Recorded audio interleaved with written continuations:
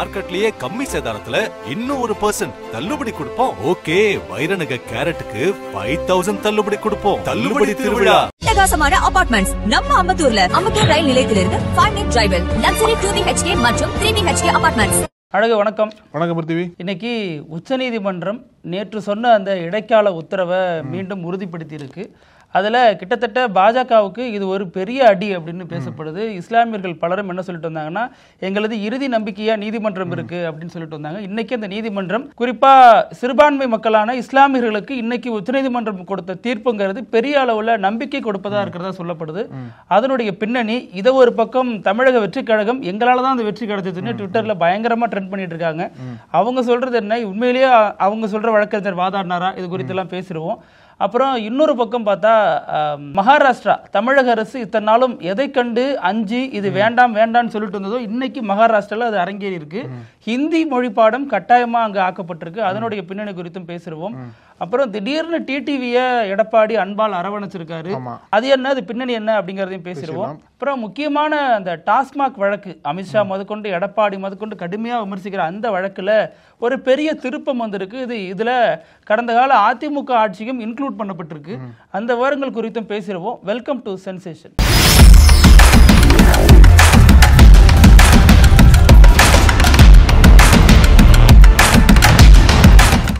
பொதுவாகவே பாஜக வந்து சொல்றது ஒன்னா இருக்கும், செய்யறது ஒன்னா இருக்கும்.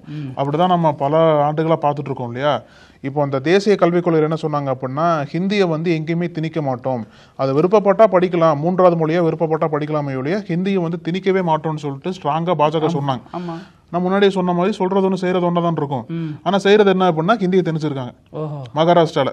அது என்ன சொல்லுவாங்க, பிஜேபி ரூலிங் பார்ட்டிப்பா அந்த ஸ்டேட்ல நல்ல இல்ல ரூலிங் பார்ட்டி பண்ணாலுமே அங்க இருக்கக்கூடிய ஐடென்டிட்டியை வந்து நீங்க வந்து இது பண்ணிட்டு திணிக்க கூடாதுல்ல. இப்ப ஏற்கனவே வந்து மராத்தா கம்யூனிட்டி மக்கள் என்ன சொல்றாங்க அப்படின்னா, மராத்தி பேசுறவங்க எண்ணிக்கை வந்து தொடர்ந்து குறைஞ்சுக்கிட்டே இருக்கு, ஹிந்தி பேசுறவங்க எண்ணிக்கை வந்து அதிகமாயிட்டே இருக்கு மகாராஷ்டிரால. இப்ப வந்து மகாராஷ்டிரா அரசு 1ஆம் வகுப்புல இருந்து 5ஆம் வகுப்பு வரைக்கும் ஹிந்தியை வந்து கட்டாயமாக்கி இருக்காங்க. அதாவது இது வரைக்கும் எப்படி இருந்தது அப்படின்னா, அந்த மராத்தி மீடியம் ஆகட்டும் இங்கிலீஷ் மீடியம் ஆகட்டும் மராத்தியும் இங்கிலீஷ் மட்டும் தான் கம்பல்சரியா வச்சிருந்தாங்க. எப்படி நம்ம தமிழ்நாட்டில் இருக்கும் இல்லையா, தமிழ்நாடு ஆந்திராலாம் வந்து அந்தந்த மாநில மொழி கம்பல்சரியா இருக்கும், இங்கிலீஷ் கம்பல்சரியா இருக்கும்.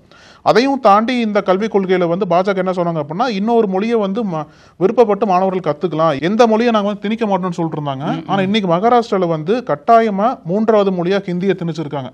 வரக்கூடிய கல்வியாண்டுல 1ஆம் வகுப்புல இருந்து 5ஆம் வகுப்பு வரைக்கும் படிக்கக்கூடிய மாணவர்களும் இந்த 3 மொழியும் படிச்சாகணும். அதாவது மராத்தி, அப்புறம் இங்கிலீஷ், அப்புறம் ஹிந்தி. ஹிந்தியில வந்து கட்டாயமாக்கப்பட்டிருக்கு. ஏற்கனவே மகாராஷ்டிரா அரசு வந்து அந்த தேசிய கல்விக் கொள்கைக்கு ஆதரவா கொஞ்சம் கொஞ்சமா செயல்படுத்திட்டு இருக்காங்க.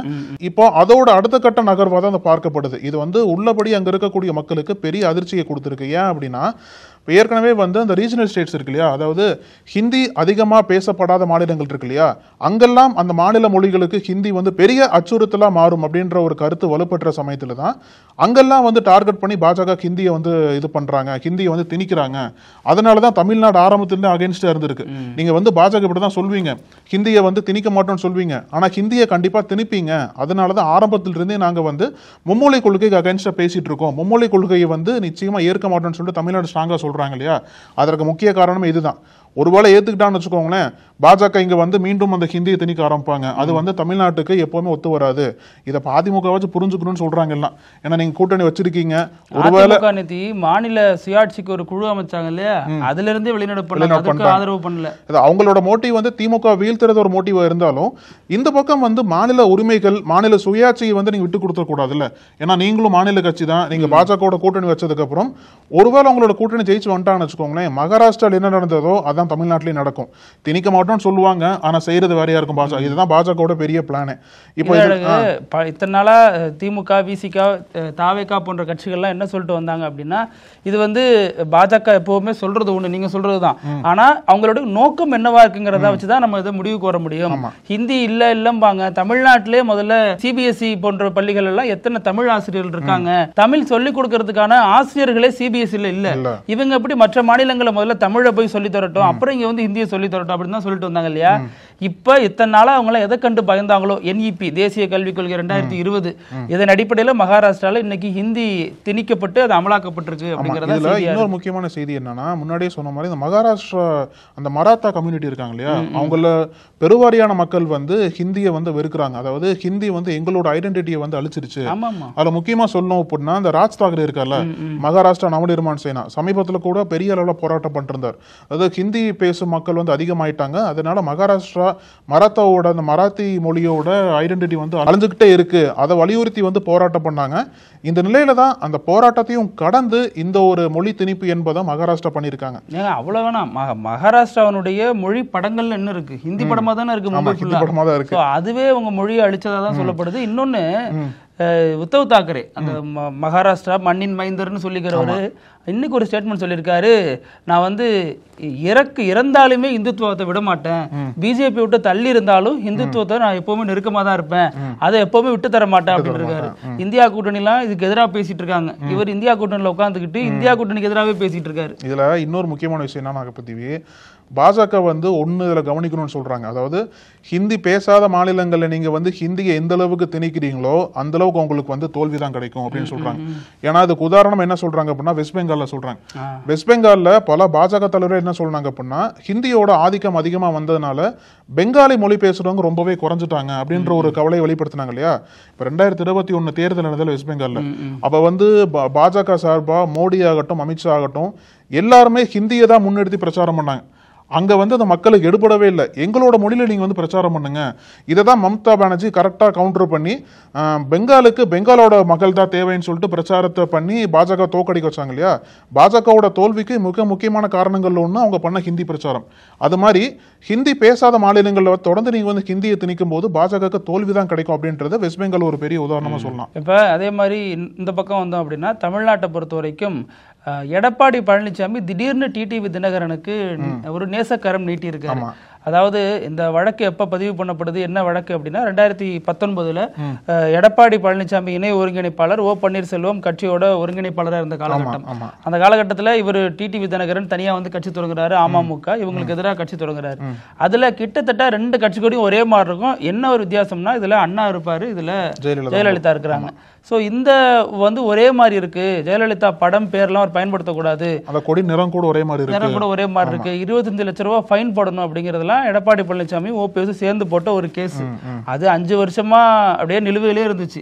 திடீர்னு அதிமுக பாஜக கூட்டணி எல்லாம் உறுதியான இந்த காலகட்டங்களில் திடீர்னு அந்த வழக்கு உயிர் பெறுது. இந்த நேரத்துல அந்த வழக்குல போயிட்டு எடப்பாடி பழனிசாமி இப்போ அதிமுகவோட பொதுச் செயலாளர் அப்படிங்கிற மாதிரி அந்த கேஸ் நான் வாபஸ் வாங்கிக்கிறேன் அப்படிங்கிறாரு. ஏன் இத்தனை நாளா டிடிவிக்கு எதிராக இருந்தவர் இப்ப இப்படி போய் வாபஸ் வாங்குறாரு அப்படின்னா, அதுல கூட்டணி கணக்குகள்லாம் சொல்லப்படுது. என்னதான் அமித்ஷா வந்து உட்கட்சி விவகாரங்களை தலையிட மாட்டேன் அப்படின்னு சொல்லியிருந்தாலுமே, ஒரு கட்சி தலைவர் நேராக வந்து சொல்லுவாரு தலையிடுவேன்னு சொல்ல முடியும், தலையிட மாட்டேன்னு தான் சொல்லுவாங்க. ஆனா திரைமறைவில் இந்த மாதிரி சில அழுத்தங்கள் அல்லது அறிவுரைகள்லாம் கொடுக்கப்படும் அப்படின்னு தான் சொல்லப்பட்டுச்சு. அதன் நீட்சியா தான் இப்ப எடப்பாடி பழனிசாமி டிடிவியோட நெருங்கி வராரு. இதுல இன்னொரு ஒரு இதுவும் சொல்லப்படுது, டிடிவிக்கு இருக்கக்கூடிய அந்த சமூக வாக்குகள் எல்லாம் இப்ப எடப்பாடியை நோக்கி திரும்புற வாய்ப்பு இருக்கு அப்படிங்கிற மாதிரிலாம் அரசியல் கணக்குகள் பேசப்பட்டு வருது. நீங்க சொன்ன பாயிண்ட் மிக முக்கியமான பாயிண்ட். ஏன்னா இந்த அதிமுக பாஜக கூட்டணி பேச்சுவார்த்தையின் போது எடப்பாடி பழனிசாமி என்ன சொன்னார் அப்படின்னா, ஒரு மிக முக்கிய கண்டிஷனே வச்சார், எங்களோட உட்கட்சி விவகாரங்கள்ல பாஜக தலையிடக்கூடாதுன்னு சொல்லிட்டு தான் வச்சார். அதையும் அமித்ஷா பேதுகிட்டார். ஆனா மறைமுகமா இந்த அழுத்தம் கொடுக்கப்பட்டிருக்கலாம். அந்த அழுத்தத்தின் காரணமாக தான் என்ன சொல்லியிருப்பாங்க அப்படின்னா, திமுக வீழ்த்தணும் அப்படின்னா எல்லாருமே ஒருங்கிணைஞ்சு வரணும், டிடிவி தினகரன் ஓபிஎஸ் அப்புறம் சசிகலா அப்புறம் பாஜக அதிமுக எல்லாம் ஒருங்கிணைஞ்சு இருந்தா மட்டும்தான் திமுக வீழ்த்த முடியும்னு சொல்லிட்டு அழுத்தம் கொடுக்கப்பட்டிருக்கலாம். அதனோட வெளிப்பாடா எடப்பாடி பழனிசாமி அவரா போயிட்டு நான் இந்த மாதிரி கேஸை வாபஸ் வாங்கிக்கிறேன் அப்படின்ட்டு டிடிவி தினகரனுக்கு ஒரு இன்ப அதிர்ச்சியை கொடுத்திருக்காருன்னு சொல்லணும். இனி வரக்கூடிய நாட்கள்ல இவங்களும் கூட்டணி சேரலாம். இதுல இன்னொரு ஒரு ட்விஸ்ட் என்ன தெரியுமா, டிடிவி தினகரன் கடந்த காலங்கள்ல பாஜகவோட கூட்டணி அமைக்கிறதுங்கிறது தற்கொலைக்கு சமம்னு சொல்லிட்டு வந்தவர். இப்ப ஒவ்வொரு நபரா பிடிச்சி பிஜேபி கூட்டணியில ஆள் சேர்த்துட்டு இருக்காரு. இந்த பக்கம் வாங்க, இங்கதான் ஸ்ட்ராங்கா இருக்குன்னு இப்ப கடைசியா எடப்பாடி பழனிசாமி வரைக்கும் கொண்டாந்து சேர்த்து விட்டுருக்காரு. இதையெல்லாம் ஏன்னா அவர் ஏற்கனவே இரட்டை இலை வழக்கு அந்த சர்ச்சை பீகார்ல இருந்தாரு, அதுக்கடுத்து ஃபெரா வழக்குன்னு ஒரு வழக்கு அவர் போட்டு நெருக்கிட்டு இருந்துச்சு. இதனுடைய பின்விளைவுகளா தான் இவர் வந்து பாஜக கூட்டணியில போய் சேர்ந்தாரு. அது மட்டும் இல்லாம அண்ணா மும்மொழி கொள்கையை ஏத்துக்கிட்டாருங்கிற அளவுக்கு எல்லாம் போய் பேசினாரு. இப்போ கிட்டத்தட்ட அவர் பிஜேபியாவே மாறி நிக்கிறாருங்கிற மாதிரியான விமர்சனங்கள்லாம் டிடிவியை நோக்கி வர்ற சமயங்கள்ல தான் எடப்பாடி அவரை நோக்கி திரும்பி இருக்காரு. ஆமா, இப்போ பொதுவாகவே வந்து அரசியலை பொறுத்த அளவுல நேத்திக்கு சொல்றது இன்னைக்கு இருக்காதுன்னு சொல்லுவாங்க. அந்த மாதிரி தான் போயிட்டு இருக்கும். இப்போ நீங்க அந்த அதிமுக பாஜக கூட்டணி பேசுனீங்க இல்லையா, அதற்கு இன்னொரு முக்கியமான செய்தி என்ன அப்படின்னா, அந்த போஸ்டர் பாலிடிக்ஸ், அதாவது தமிழகம் முழுக்கவே அந்த போஸ்டர் கலாச்சாரம் வந்து இப்ப பெருகிட்டு இருக்கு. எதற்காக அப்படின்னா, தேர்தல் இருக்கிற சமயத்துல அந்தந்த கட்சி நிர்வாகிகள் தொண்டர்கள்லாம் வந்து போஸ்டர் ஒட்டி அவங்களோட இதை வெளிப்படுத்துவாங்க இல்லையா. என்னதான் இது போஸ்டர்னு ஒரு பக்கம் இருந்தாலும் இது சாதாரண போஸ்டரா கடந்து போயிட முடியாது. இன்னொரு பக்கம் என்ன சொல்றாங்க அப்படின்னா, அந்த போஸ்டர் எல்லாமே அங்க இருக்கக்கூடிய நிர்வாகிகளோட மனதை பிரதிபலிக்குது, அவங்களோட கருத்தை வந்து அவங்க சொல்ல விரும்புறாங்க அப்படின்லாம் சில கருத்துக்கள் முன்வைக்கிறாங்க. இதுல இப்போ சில போஸ்டர்கள் வந்து பெரிய சர்ச்சையை கிளப்பி இருக்கு. முன்னாடியே வந்து செல்வ பெருந்தகைக்கு ஆதரவா போஸ்டர் ஒட்டி அவர் தான் அடுத்த தமிழ்நாட்டோட டெபுட்டி சிஎம்னா ஒட்டினாங்க. இப்ப வந்து இந்த அதிமுக பாஜக அந்த கூட்டணி ஆட்சி அப்படின்ற வார்த்தை விளையாட்டு இப்ப இருந்தது இல்லையா, எடப்பாடிக்கும் அமித்ஷாவுக்கும். அமித்ஷா ஒன்னு சொன்னார், எடப்பாடி அதை மாத்தி சொன்னாரு. இந்த ஒரு இதை சொல்றீங்க, நாங்க பொய்ப்போன்னு சொல்றது மாதிரி.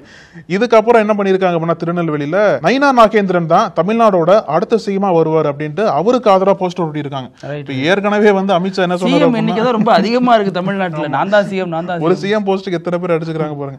ஏற்கனவே அமித்ஷா என்ன சொன்னாரு அப்படின்னா, எடப்பாடி தலைமையில தான் நாங்க இது பண்ணுவோம், அதை கூட்டணி ஆட்சின்னு சொன்னாரு. எடப்பாடி மறுத்தாலும் எடப்பாடி தலைமையில தான் அந்த ஆட்சி அமைன்னு சொன்னாலும் இந்த பக்கம் பாஜக காரங்க என்ன பண்றாங்க அப்படின்னா, இப்ப புதிதா வந்த பாஜக மாநில தலைவருக்கு ஆதரவா இவர் தான் சிஎம்மா வரணும்னு ஒரு பக்கம் விட்டுறாங்க.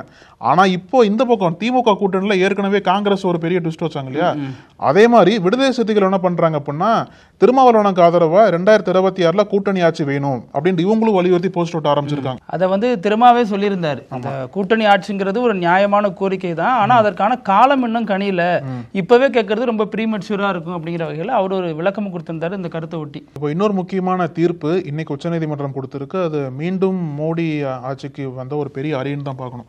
நேற்றுக்கு கொடுத்த தீர்ப்பை உச்சநீதிமன்றம் உறுதி பண்ணியிருக்காங்க. இன்னும் கூடுதலா ஒரு படி மேல போயிட்டு, நீங்க அந்த வக்ஃப் வாரிய திருத்த சட்ட மசோதா கொண்டு வந்தீங்கல்ல, அதுல குறிப்பா ஒரு மாற்றம் பண்ணாங்க. என்ன மாற்றம் அப்படின்னா, அந்த வக்ஃப் வாரியத்துல இஸ்லாமியர்கள் அல்லாதவர்களை உறுப்பினரா போடுறதுக்கு அந்த சட்டம் கொண்டு வந்தாங்க இல்லையா, அந்த சட்டத்தை உச்சநீதிமன்றம் நிறுத்தி வச்சிருக்காங்க. அதை வந்து தடை பண்ணிருக்காங்க உச்சநீதிமன்றம். ஆனா அமித்ஷா நாடாளுமன்றத்திலே சொன்னார், இதுல இஸ்லாமியர்கள் அல்லாதவங்க உறுப்பினரா வரமாட்டாங்க அப்படின்னு சொல்லி இருந்தார்ல. அந்த மாதிரி கருத்தை அமித்ஷா முன் வச்சாலும் அந்த சட்ட சரத்துக்கள்ல வந்து இந்த ஒரு சர்ச்சைக்குரிய கருத்து இருக்க போய் தான் 70க்கும் மேற்பட்ட வழக்குகள் வந்து சுப்ரீம் கோர்ட்ல பதியப்பட்டது. ஆனா அதுல எப்படி வராங்கன்னா, எம்எல்ஏங்கிற அடிப்படையில உள்ள வராங்க, மாற்று மதத்தை சேர்ந்தவங்களும் உள்ள வரலாம். அந்த மாதிரி இருக்கிற சமயத்துல இன்னைக்கு அந்த ஒரு முக்கியமான ஒரு திருத்தத்துக்கு மட்டும் சுப்ரீம் கோர்ட் தடை பண்ணியிருக்காங்க. அது மட்டும் இல்லாம ஏற்கனவே இருக்கக்கூடிய நடைமுறை தான் தொடரும் அப்படின்றத உறுதியா சொல்லியிருக்காங்க. இன்னும் ஒரு 7 நாட்கள் டைம் கொடுத்துருக்காங்க மத்திய அரசுக்கு ரெஸ்பாண்ட் பண்றதுக்கு. அடுத்த ஒரு வாரத்துல வந்து ரெஸ்பாண்ட் எப்படி பண்ண போறாங்க மத்திய அரசு. ஏற்கனவே நேத்தி கொடுத்த தீர்ப்பே வந்து மோடி அரசுக்கு பெரிய அடியா பார்க்கப்பட்டது. இப்போ அந்த மோடி அரசு கொண்டு வந்த அந்த திருத்தத்தையே உச்சநீதிமன்றம் நிறுத்தி வச்சிருக்காங்கன்னு சொல்லும் போது, ஏற்கனவே வக்ஃப் வாரிய சட்டத்துல பல சர்ச்சைகள் முன்னாடியே கொண்டு வந்தாங்க. அப்பவே பெரிய எதிர்ப்பு கிளம்பினதுக்கு அப்புறம் தான் பார்லிமெண்ட் கமிட்டியில போயிட்டு அங்க ஒரு விவாதம் பண்ணி மறுபடியும் கொண்டு வந்தாங்க. மறுபடியும் கொண்டு வந்தாலும் பெரிய சர்ச்சை இருந்தது. அதுக்கப்புறம் ஒரு வழியா பாஸ் பண்ணாலுமே, என்னதான் சட்டம் ஆனாலுமே இன்னும் வந்து நீதிமன்றத்தின் பார்வையில இது பெரிய சர்ச்சையான சட்டமா தான் இருக்கு. இதை வந்து நீங்க பண்ணக்கூடாது, ஏற்கனவே இருக்கக்கூடிய நடைமுறை தான் தொடரணும் அப்படின்றத நீ சுப்ரீம் கோர்ட் ஆணித்தரமா சொல்லியிருக்காங்க. அதுல குறிப்பா புதிய உறுப்பினர்களை சேர்க்கக்கூடாது, அவங்க அதாவது இஸ்லாமியர்கள் மட்டும்தான் சேர்க்கணுங்கிறது. இன்னொன்னு சொத்துகள், இதுதான் வக்ஃப் சொத்துன்னு வகைப்படுத்தப்பட்ட எதையுமே இப்போ போய் நீ கை வச்சு ரத்து பண்றோம் அல்லது வேற ஏதோ ஆக்ஷன் எடுக்கிறோம் அப்படிங்கிற எந்த செயலும் இருக்கக்கூடாது அப்படின்னு ரொம்ப தெளிவா தீர்ப்புல சொல்லியிருக்காங்க. இது பிஜேபி அவங்க கொண்டு வந்த வக்ஃப் சட்டம், அதை ஆதரிச்ச 5 பிஜேபி மாநிலங்கள்னு பலருக்குமே ஒரு பெரிய அடியா தான் விழுந்திருக்கு. அதாவது பிருத்திவி என்ன சொல்லலாம் அப்படின்னா, ஒரு நீதியை வந்து விமர்சனம் பண்ணலாம். இப்போ உயர் நீதிமன்றம் கொடுக்குற தீர்ப்புகளை வந்து விமர்சனம் பண்ணி அப்பீல்லாம் பண்ணுவாங்க இல்லையா, விமர்சனம் பண்ணலாம். அந்த நீதிக்கு அகைன்ஸ்டா நம்ம சவாலை வச்சு மேல்முறையீடுலாம் பண்ணுவாங்க. ஆனா என்னதான் வந்து நீங்க நீதி விமர்சனம் பண்ணாலும் நீதியை தாண்டி எதுவும் உங்களால பண்ண முடியாது. அதாவது என்னதான் மோடி ஆட்சிக்கு கூட்டணி பலம் பார்லமெண்ட்ல இருந்து அதிகப்படிய நம்பர்ஸ் இருந்தாலும் நீங்க நினைச்ச மாதிரிலாம் நீங்க சட்டத்தை மாற்ற முடியாது அப்படின்றதான் நீங்க நீதிமன்றம் சொல்லக்கூடிய பெரிய செய்தியா இருந்திருக்கு. ஆனா இதை வந்து தமிழகத்துல ஒரு கட்சி இது எங்களால தான் நடந்துச்சு அப்படின்னு தாவேகா தொண்டர்கள் பலரும் சொல்லிட்டு இருக்காங்க. அவங்க சொல்றதை பார்த்தா எங்களால நடந்துன்னு சொல்ல வரல, எங்களால மட்டும் தான் நடந்துன்னு சொல்ல வராங்க. தாவேகா கருத்து முதல் வெற்றி நிறைய பேர் போஸ்ட் போட்டிருந்தாங்க பாத்தீங்களா இல்லையா. அது என்ன சொல்றாங்கன்னா அவங்களுடைய சார்பா அபிஷேக் மனு சிங்வி அப்படிங்கிற அந்த வழக்கறிஞர் வந்து வாதாடி அவரோட வாதத்தினால தான் இந்த ஒரு தீர்ப்பே கிடைச்சிருக்கு அப்படின்லாம் சொல்லிட்டு வராங்கல்ல. அதை என்ன சொல்றாங்க அப்படின்னா, அதாவது முன்னாடியே சொன்னது போல பல மனுக்கள் இதுல வந்து தாக்கல் பண்ணியிருக்காங்க இந்த சட்டத்திற்கு அகைன்ஸ்டா. இதுல குறிப்பா அங்கிருந்து அந்த சுப்ரீம் கோர்ட் அப்சர்வ் பண்ணுவாங்க இல்லையா, அந்த செய்திகள் என்ன சொல்றாங்க அப்படின்னா, யாருமே வந்து தனிப்பட்ட ரீதியா வந்து வாதாடல, எல்லா மனுக்களுக்கும் சேர்த்து தான் கபில் சிபலும் அபிஷேக் மனு சிங்வியும் மாறி மாறி வாதாடுறாங்களே ஒழிய தனிப்பட்ட ரீதியா யாருக்கும் வந்து வாதாடலன்னு சொல்லிட்டு அவங்க ஒரு கருத்தை வைக்கிறாங்க. அப்படி பார்த்தா இவங்களுக்கு வந்து தனிப்பட்ட ரீதியா அபிஷேக் மனு சிங்வி ஆஜராகி வாதாடல, இவங்களும் ஒரு மனு போட்டிருக்காங்க. அதாவது 10ல் 1 இவங்க மனு போட்டிருக்காங்க. அந்த ஒரு மனுக்கு இவர் வாதாடி இருக்காரு. அதை இவங்க வந்து இவங்களுக்கு கிடைச்ச வெற்றியா கொண்டாடுறாங்க. இப்போ காஷ்மீர்ல இருந்து முன்னாள் முதல்வராக இருந்த மெஹபூபா அவங்க வந்து தமிழக முதல்வரை வாழ்த்தி எல்லாம் கடிதம் அனுப்பியிருந்தாங்க. ஆனா அது மாதிரி வேற எந்த கட்சிக்கும் வரல அப்படிங்கிற விமர்சனத்துக்கு இந்த சைடு திமுக சொல்லிட்டு வைக்கிறாங்க. ஏன்னா இஸ்லாமியருடைய நம்பிக்கைக்குரிய நபரா மு.க. ஸ்டாலின் தமிழ்நாடு முதல்வர் தான் பாக்குறாங்க, விஜயை பார்க்கல அப்படின்னு. ஏன்னா சமீபத்தில் கூட விஜய் வந்து இஸ்லாமியர்ல இருந்து விலகி வைங்க அப்படின்லாம் ஒரு அறிக்கை வெளியா இருந்துச்சு இல்லையா, அதனுடைய நீட்சியா கூட இந்த விவகாரத்தை இணைத்து பேசிட்டு வராங்க. பிரதீப், இப்போ சமீபத்தில் அமலாக்கத்துறை வந்து டாஸ்மார்க் அலுவலகத்தில் ரைடு பண்ணாங்க இல்லையா, அந்த ஒரு ரைடுக்கு எதிராக, அதாவது இது வந்து திமுக அரசுக்கு எதிராக பாஜகவும் அதிமுகவும் அரசியல் பண்ணாங்க. எப்படி அப்படின்னா, தமிழிசை சவுந்தரராஜன் டாஸ்மாக் அலுவலகத்தையும் முற்றுகையிட்டாங்க. பல பாஜக நிர்வாகிகள் அதை பண்ணாங்க. தமிழ்நாட்டு முழுக்கவே இந்த போராட்டம் என்பது பண்ணிருந்தாங்க. எதுக்காக அப்படின்னா, இந்த டாஸ்மாக் வழக்கில் வந்து 1000 கோடி அளவுக்கு முறைகேடு பண்ணியிருக்காங்க, அதன் காரணமாக வச்சுதான் அமலாக்கத்துறை வந்து ரைடு பண்ணாங்க இல்லையா. இதுதான் வந்து பாஜக அதிமுகவும் பெரிய அளவில் போராட்டமாக பண்ணி அரசுக்கு எதிராக பல போராட்டங்கள் பண்ணாங்க. இதில் குறிப்பாக இப்போ என்ன ட்விஸ்ட் வந்திருக்கு அப்படின்னா, அமலாக்கத்துறை என்ன சொல்றாங்க அப்படின்னா, இந்த ஒரு வழக்கு என்பது ஏற்கனவே இருந்த வழக்குகள் தொடர்ச்சி தான். அதாவது இந்த ரைடு பண்ணாங்க இல்லையா, ரைடு பண்றதுக்கு மிக முக்கியமான காரணமே ஏற்கனவே பதியப்பட்ட வழக்குகளுக்காக டாக்குமெண்ட் எடுக்க தான் ரைடு பண்ணியிருந்தோம். அதனால தான் நாங்கள் டாஸ்மாகோட தலைமை அலுவலகத்தை ரைடு பண்ண வேண்டிய தேவை இருந்தது. அதாவது அந்த வழக்குகள்லாம் அதிமுக ஆட்சி காலத்தில் பதியப்பட்ட வழக்குகள் போல. அதாவது 40க்கும் மேற்பட்ட வழக்குகள் சொல்றாங்க. 40க்கும் மேற்பட்ட வழக்குகள்ல கிட்டத்தட்ட 34 வழக்குகள் அதிமுக ஆட்சி காலத்தில் பதியப்பட்ட வழக்கு, மீதி ஒரு 7 வழக்குகள் தான் திமுக ஆட்சியில் பதியப்பட்ட வழக்கு. இந்த வழக்குகளுக்கெல்லாம் நாங்கள் ஆதாரம் தேடி தான் டாஸ்மாக் அலுவலகத்தை ரைடு பண்ணோம்னு சொல்லிட்டு இடி இப்போ சொல்றாங்க. அதற்கு நேற்று நீதிமன்றத்தில் வந்த வாதத்தில் தமிழக அரசு ஒரு முக்கியமான ஒரு கேள்வியை முன்வைக்குது. 2017 21 வரைக்கும் என்ன பண்ணிட்டு இருந்தீங்க, இப்போதான் உங்களுக்கு ஞானோதயம் பறக்குதா, திடீர்னு வந்து ரைடு பண்றீங்களே அப்படிங்கிறப்ப ஈடி என்ன சொல்றாங்கன்னா, இல்ல முக்கியமான ஆதாரங்கள்லாம் எங்கள்கிட்ட இருக்கு அப்படிங்கிற மாதிரிலாம் சொல்றாங்க. ஆனா இதில் நீங்க சொன்ன மாதிரி 1000 கோடி ஊழல் அப்படிங்கிறத ரைடு நடந்துட்டு இருக்கிறப்பயே இங்க பாஜகவினுடைய முன்னாள் மாநில தலைவர் இப்ப இமயமலையில போய் ஓய்வு எடுத்துட்டு இருக்காரு இல்லையா, அவர் வந்து சொல்லியிருந்தாரு. அதை அடுத்து தான் இடி ஸ்டேட்மெண்ட் விட்டதா தமிழக மின்சாரத்துறை அமைச்சராக இருக்கக்கூடிய செந்தில் பாலாஜி ஸ்டேட்மெண்ட் சொல்றாரு. எல்லா கட்சிகளும் அப்படிதான் சொல்றாங்க. இதெல்லாம் எதிர்த்து தான் நீதிமன்றத்துக்கு போறாங்க. டாஸ்மாக் சார்பாகவும் தமிழக அரசு சார்பாகவும் நீதிமன்றத்தில் ஒரு வழக்கு பதிவு பண்றாங்க. அதுல என்ன சொல்றாங்க அப்படின்னா, இது மாதிரி பெண் பணியாளர்களையும் இரவு நேரங்களில் வச்சு ரைடு பண்ணாங்க, அவங்களுடைய ஒரு பிரைவேசி இல்லாம நடந்துக்கிட்டாங்க, ரொம்ப நெருக்கடிக்கு உள்ளாக்குனாங்க அப்படின்னு பலவிதமான குற்றச்சாட்டுகளை அந்த தமிழக அரசும் டாஸ்மாக்கும் போயிருந்துச்சு. இதுதான் முதல் துறையா இந்த துறையை குறி வச்சிருக்காங்க. இனிமேல் பல துறையில இதே மாதிரி இடி ரைடு பண்ணும் அப்படிங்கிறதையும் தமிழக அரசு சார்பாக சொல்லப்பட்டிருந்துச்சு. இதுலதான் வந்து நீதிமன்றம் வந்து விசாரிச்சிருக்கு. இதுல வந்து இடி கொடுத்த டாக்குமெண்ட் தான் நீங்க சொன்னபடி 2017 21 வரைக்கும் உள்ள வழக்கு. அந்த 2017 21 மே வரைக்கும்னாலே அது அதிமுக ஆட்சி காலத்துல இருந்த வழக்கு தான். சோ இது வந்து அமித்ஷா கூட 39,000 கோடி ஊழல்லாம் நடந்திருக்குலாம் சொல்லியிருக்காரு. சோ இதெல்லாம் முழுசா விசாரிச்சா அதுல அதிமுகவோட பங்கும் வருமே, அப்ப இது எடப்பாடிக்கு மிகப்பெரிய சிக்கலா வருமே. இதெல்லாம் தெரியாமலா இடி இதுல உள்ள நுழைஞ்சிருக்கு. இதெல்லாம் கணக்கு வச்சு தான் பாஜக கூட்டணி சேர்ந்தாங்களா? ஏன்னா தெரிஞ்ச எடப்பாடி இன்னும் கடுமையா பேசிட்டே இருக்காரு. இப்ப இந்த விவகாரங்கள்லாம் இப்பதான் பூதாகரம் ஆகுது.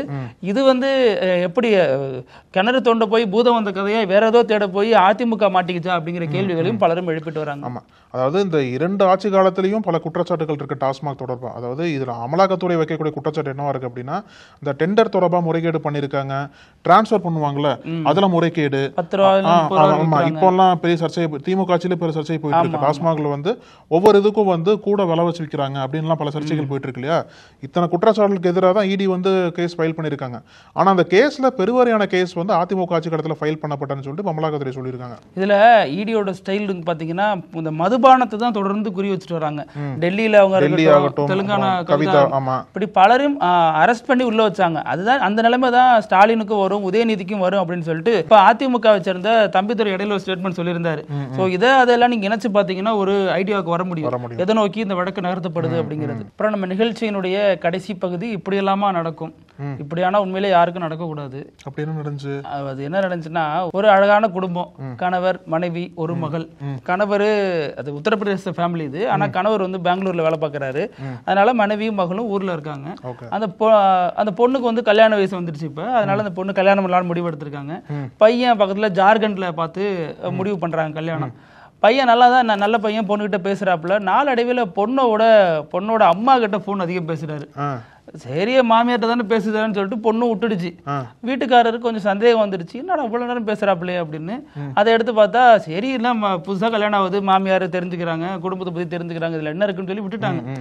அதை எடுத்து பார்த்தா கல்யாணத்தப்ப எல்லாம் பத்திரிக்கைலாம் அச்சடிச்சு ஊருக்குலாம் கொடுத்தாச்சு, கல்யாணம் நடக்க போகுது. அந்த டைம்ல திடீர்னு பார்த்தா பையன் காணா போயிட்டாப்ல. ஐயோ பையன் காணா போயிட்டாரு, எப்படி கல்யாணம் பண்றது, எங்க போய் தேடுறது, வேற எதுவும் அஃபேர் இருக்கா அவருக்கு என்னன்னு தெரியாம வந்து ஒய்ஃப்ட சொல்லான்னு வராரு. ஒய்ஃபும் காணா போயிட்டாங்க. என்னன்னு பார்த்தா மருமகனும் மாமியாரும் அங்கிருந்து மாயமா இருக்காங்க. அவங்க 2 பேரும் ஒரு உறவுல இருந்ததாக சொல்லப்பட்டுச்சு. போனது மட்டும் இல்லாம நகை பணத்தெல்லாம் எடுத்துட்டு போயிட்டாங்க. கல்யாணம் நின்று போச்சுன்னு அந்த பொண்ணு ஒரு சைடு கதறுது.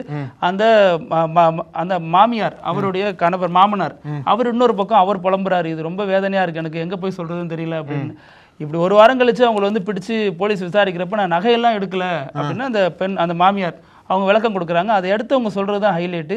என் கணவர் வந்து ரொம்ப மோசமா எனக்கு பொழுதுனையும் கொடுமைப்படுத்திட்டே இருந்தாரு, அதனால நான் அவரோட வாழ மாட்டேன், வாழ்ந்தா இவரோட தான் வாழ்வேன் அப்படின்னு மருமகனை பிடிச்சு நிக்கிறாங்க. இப்ப 2 பேருமே மகள் தந்தை என்ன நிலைப்பாட்டு எடுக்கிறதுன்னு தெரியாத அளவுல புலம்பிட்டு இருக்காங்க. இந்த நிலைமை யாருக்கும் வரக்கூடாது தானே. இதெல்லாம் மாமனார் பரிதாபங்களை சொல்றதா இல்ல மகள் பரிதாபங்களை சொல்றதா? தம்பி போன் பேசி இந்த பொண்ணுட்டு இன்ட்ரெஸ்ட் இல்லாதப்ப இந்த பொண்ணு யோசிச்சிருக்கணும், அது இது நடக்கக்கூடாத விஷயம், இப்படி நடந்துருச்சு அப்படிங்கிறதா பலருக்கும் அந்த பகுதியில் சோகத்தை ஏற்படுத்தியிருக்கு. இதே மாதிரி நாளைக்கும் பல செய்திகளோடு சந்திக்கலாம். நன்றி. தொடர்ந்து பேசலாம். நன்றி. நக்கீரன் டிவிக்கு சப்ஸ்கிரைப் செய்யுங்கள். உங்கள் ஆதரவே எங்கள் பலம். ஆசிரியர்களுக்கு நண்பனாகவும் மாணவர்களுக்கு ஆசானாகவும் திகழும் தேர்வு வழிகாட்டி. ஒவ்வொரு பாடத்திற்கும் அனுபவமிக்க ஆசிரியர்களின் துல்லியமான தெளிவான விடைகள். CNC இருக்கு, தேர்வு பயம் எதற்கு? இது தீரன் பப்ளிஷிங் ஹவுஸ் விற்பனை வெளியீடு.